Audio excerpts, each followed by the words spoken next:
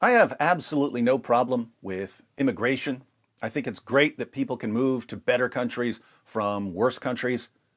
I have absolutely no problem with countries taking in refugees. I think it's great that countries can take people in from places where they might die if they don't get help. I do have a problem with being extremely stupid about immigration and refugees, and a lot of Western governments are extremely stupid when it comes to immigration and refugees. The stupidest thing that Western governments do here is that they completely ignore the extraordinarily dangerous, violent, misogynistic ideas of some of the people they bring in. And once they bring in people with extraordinarily dangerous, violent, misogynistic ideas, they do nothing whatsoever to challenge those ideas. Instead, Western nations regard it as evil and immoral to challenge the extraordinarily dangerous, violent, misogynistic ideas. Challenging other people's ideas would be a form of cultural imperialism. It would conflict with the multicultural utopia we're trying to build. Who are we to say that our values are better than theirs? Who are we to judge their moral and religious beliefs? Never forget, when the people who make the rules get stupid, other people die. The people who make the rules don't die, other people die.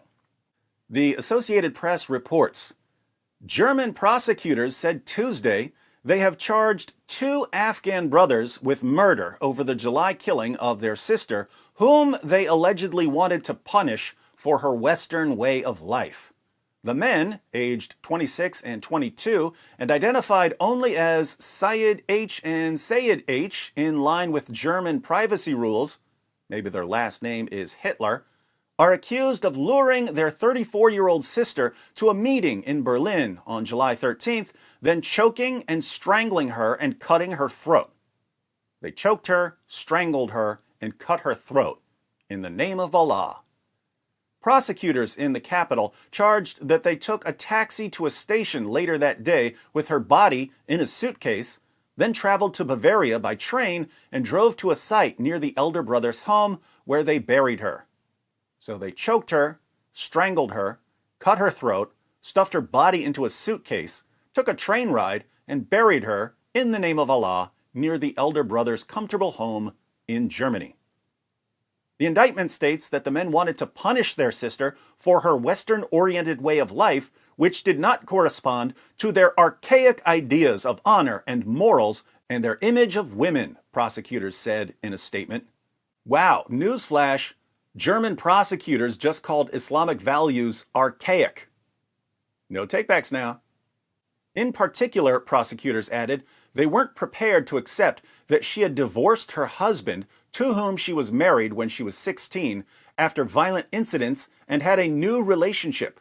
The two brothers have been in custody since August 3rd. So, she had an arranged marriage when she was 16, making her a senior citizen by Muhammad's standards. Her husband was violently abusive, as Surah 4, verse 34 of the Quran allows. The family moved to Germany. She realized in Germany that she didn't have to put up with the sort of violent abuse the Quran promotes, so she divorced her husband and started dating someone who wasn't violently abusive. Then she found out that even though she had moved to Germany, the rules of Islam still applied, because Western governments do nothing to challenge the rules of Islam, apart from arresting murderers after they slaughter their victims in the name of Allah. Like so many other families living in Sharia-compliant hellholes, the H family wanted to get out of Afghanistan. But even though you can take the jihadis out of Afghanistan, you can't always take Afghanistan out of the jihadis. Think about it.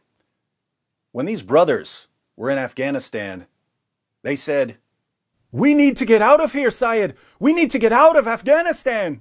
But where are we going to go, Sayed? Should we go to another Islamic country? Are you insane? Why would we go to another Islamic country? Who in the world wants to move to an Islamic country?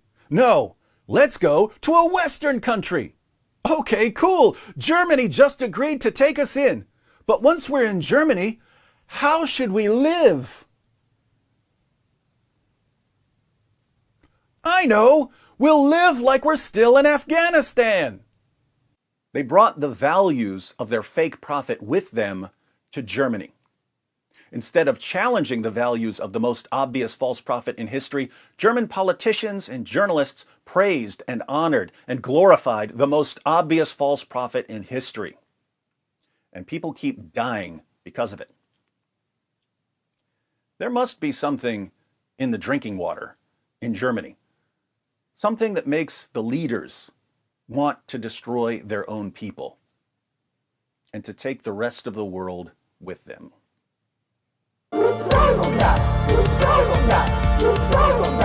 just backfired on you. It just backfired on you. This is a part of a religion. There's a reason to it. Yeah?